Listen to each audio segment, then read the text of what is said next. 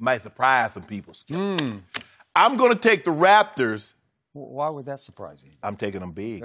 Yeah? Yeah, double digits. Double digits? 10. Okay. Well, you're barely in double digits, so you're not even, like, convincingly in double digits. The line, hold on. They're only favorite. You do understand. Have to speak with the courage of your convictions. First of all. Go 15. No. I love how you try to do this. Yeah. You do realize this is the two-time defending.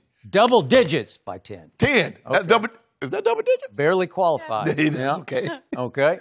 I think they win. I just like what I'm seeing from the Raptors.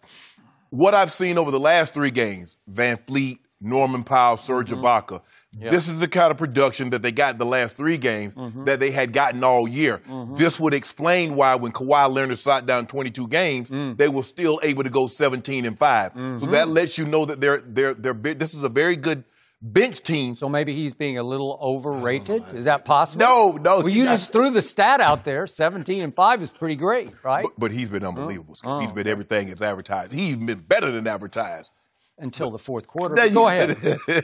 But the only really concern that I have is that how much can they play Marc Gasol, because the matchup with him, when they go to their small lineup, is he going to be able to guard Draymond? So Serge Ibaka might have to play more minutes because he's a better matchup for Draymond than, say, Marc Gasol. But I just believe the 9 days that the Warriors have had off, Skip, that's a long, long time. I don't know if we've seen a team have this kind of rest. So I believe they'll be a little rusty. Now, they were in a great rhythm. They played Sunday. Yeah, it had been over for the Raptors. But the long layoff and the length of the Raptors, I think that's going to be a problem. It's going to be very interesting to see how these matchups. Now, I haven't heard a whole lot about Iggy. They have declared Durant out. Boogie Cousins is questionable. They hadn't really said a whole lot about Iggy, so we don't know how that calf is. But if he plays, I'm assuming it's his Achilles. Achilles. You're right. You're right. That's what it is. I mean, that's even worse than a calf to me. Very much so. I believe if he's able to go, Iggy will start the game on Kawhi, and probably Clay will start on Siakam. Maybe. And then they'll go, go for mix and match. Right, mix and match. And vice versa, I think that's the same. I think Kyle Lowry starts. But with that being said, I'm going to take the Raptors by 10 tonight and get this party started. Get this party started. Yep. Even though I think you picked Golden State in 6. I did. Is it the Golden State party that's going to get started? And I believe on yesterday's show you told me that Golden State was going to win Game 1, but I can't keep up because you flip and you flop. I flipped, but I saw Kevin Durant. And then I saw the Raptors. They're going to be going crazy. That home crowd. Drake going to be acting a fool, who we're going to talk about a little later. He's going to be acting a fool. It's going to be over. Yeah. You should be on HGTV because it's flip or flop on houses. So you're flip or flop. You could have your own show. Am I going to flip or flop today? You never know. Daily. I'm flipping. Yeah. Are you? Yeah, I'm flipping. Okay. What do you got, Skip? So this will surprise some people, or maybe not, because I said this on Monday. I'm going to go with the favorite in this game because the favorite is suddenly the home team. You're right. And the home team opened as a 1.5-point underdog, and the betting public leaped, Shannon Sharpe-esque, leaped aboard the bandwagon and turned it completely around the other way, and now Toronto at home is a 1.5 favorite. That's a big betting swing. That's a big swing. That 3-point swing. Somebody laid 6 figures down on the Raptors. And maybe there were a lot of somebodies who laid medium money on it because the bandwagon is rolling toward the home team. Right. And I do like your one point that you made, I'm with. Golden State has had 9 days off. It's too many days off. So I believe Golden State will lose this game more than Toronto will win this game. Toronto has had 4 days off, which I believe you would qualify as the perfect amount of time to stay hot but get a little bit of rest. Yes. Off 2 grueling battles with, obviously, Philly and Milwaukee. So you get to stay hot, you get to stay home, and you get to stay in more rhythm than Golden State does because they're still teetering, reeling with, is it KD or not? He's on the trip. Does that mean, what does that mean?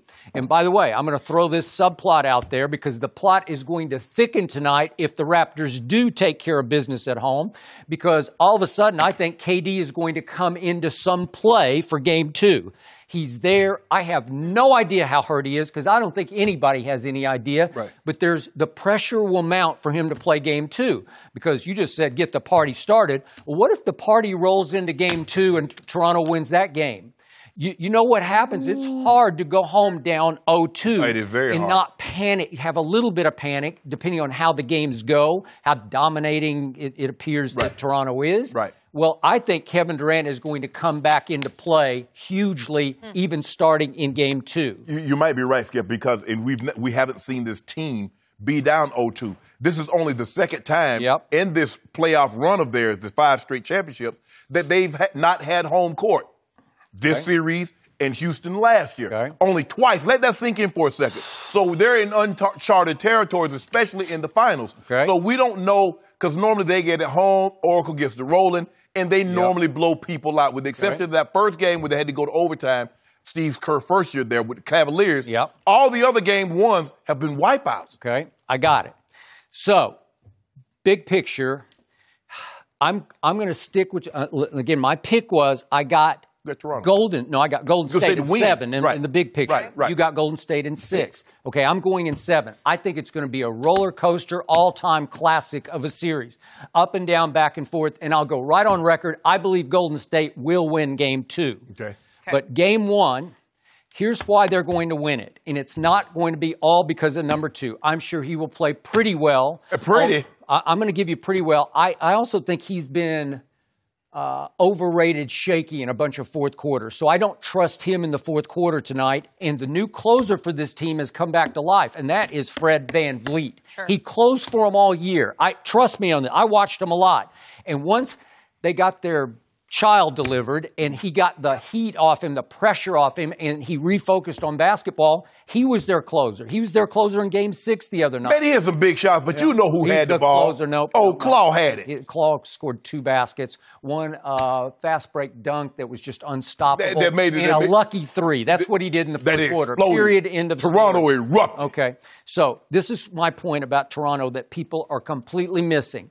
The best defensive team in the playoffs these eyes have seen is Toronto. The best defensive team. They're way better on defense than the Warriors are on defense. Obviously, the Warriors are better on offense.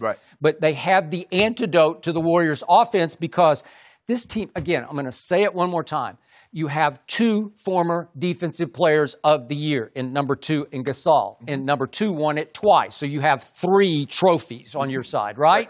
You have a Danny Green who has made all defense. He was second team, but he made all defense. Prediction for tonight. Danny Green has been he just roller coasters in his career. I know his game. He's been in a slump. I say he fires his way out of the slump tonight. He'll make 4 threes tonight, and it will allow them to keep him on the floor to play defense because what happened against Milwaukee, he went so cold, you had to say, we can't play him. You just got to yank him fast. What did he play in game 6? It seemed like he played 14 minutes, okay? And then Siakam. Trust me, he should have made all defense this year. That's how dominating of a defender he is. Well, look, and then we throw Ibaka on top of that. He once led the league in block shots, and he's an all-defensive kind of player, okay? Well, the back line of that is so strong with those 3 guys, and then you got number 2 out on the perimeter. You got lockdown going on here. They're long. This is tough. And Anunoby, we haven't even mentioned his name, but last year he was one of their best defenders. Who took LeBron the whole series? I know LeBron did some good things. I got it. Some good. I know I got it, but he was a rookie. He was a rookie out of Indiana. Well, I think he's going to play either tonight or game 2. We haven't even brought up his name. He's 6'8", 230. He is long, and he is strong. So you don't think that's going to add to their defensive domination? Okay. And they're going to need it. And for the most part, they can switch everything with the exception of Gasol, but it's Siakam and Kawhi and Kyle Lowry. And so even when it comes to Ibaka, they can switch a lot of things. The question is, how much can they play Marc Gasol, and can he punish them down low? Yes. But he's not that. No, he can punish them on defense. That's all that really matters. He's not the post-up guy. He's not a joker. He's not a Nurkic. He's not that kind of guy anymore. No, but if you ask him to make 2 threes a game, you watch him make them. Okay? Well, he might be able to do that. I think they might need a little bit more than 6 points from him if they're going to win this final. Okay, now let's look at playoff experience. Nobody is focusing on Toronto is loaded with playoff experience. In fact, it's equal or maybe even a little more overall as a team than Golden State's playoff experience. Number 2, Danny Green have played in 2 finals and 5 conference finals. That's a lot. Then look at Ibaka. He's played in 127 playoff games, including 5 conference finals and a final. So he's 127. That's the most playoff games of anybody on Toronto.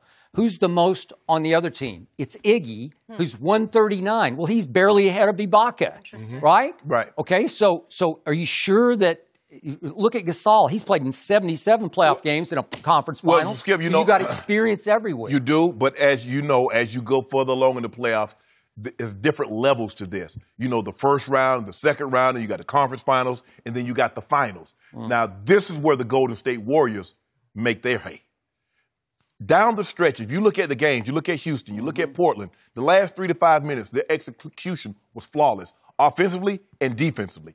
This is where they win ball games because when other teams start to panic, 24 shot clock violation, dumb turnovers, ineffective on the offensive end, they backdoor you. Steph don't get a shot. Now he'll go reset again, and he splashes a 3. On defense, Draymond is always lurking.